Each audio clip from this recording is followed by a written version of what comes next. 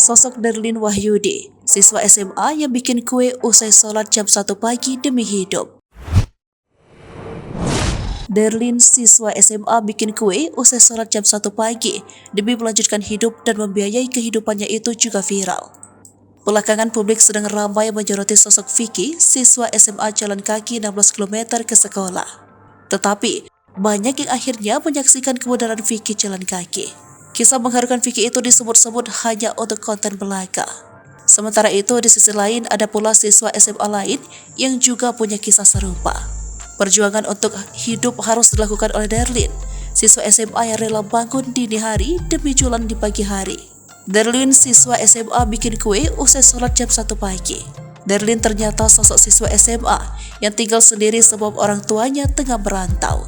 Perjuangan Darlin Wahyudi 16 tahun, siswa SMA di Pandeglang, Banten, untuk bertahan hidup viral di media sosial.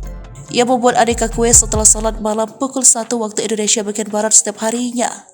Modal membuat kue dipelajari dari YouTube dan sang ibunda, bukan tanpa sebab. Darlin rela berjualan kue di sekolah di Man 4 Pandeglang, Banten. Pasalnya, ia tinggal sendirian di rumahnya di Pandeglang sementara orang tuanya merantau ke Depok untuk bekerja sebagai buruh arang. Darlin pun mengaku hanya tidur selama 4 hingga 5 jam sehari. Dini hari ia sudah terbangun kembali untuk membuat aneka kue seperti donat, pisang coklat, dan jajanan lainnya untuk dijual. Darlin pun mengaku tidak minder berjualan kue.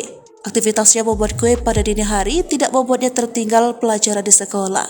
Ia menjadi siswa berprestasi dengan aktif di kegiatan ekstrakurikuler, jurnalistik, hingga karya ilmiah remaja di sekolahnya. Kisah Darlin ini viral di media sosial TikTok usai dirinya mengunggah aktivitas kesehariannya di akun TikToknya. Darlin bercerita bahwa ia belajar masak melalui video YouTube dan diajarkan oleh sang ibu yang kini sedang merantau ke Depok. Harga kue-kue yang dijual Darlin bervariatif, namun terbilang sangatlah murah. Darlin mengaku mendapat untung per hari Rp50.000 jika terjual habis.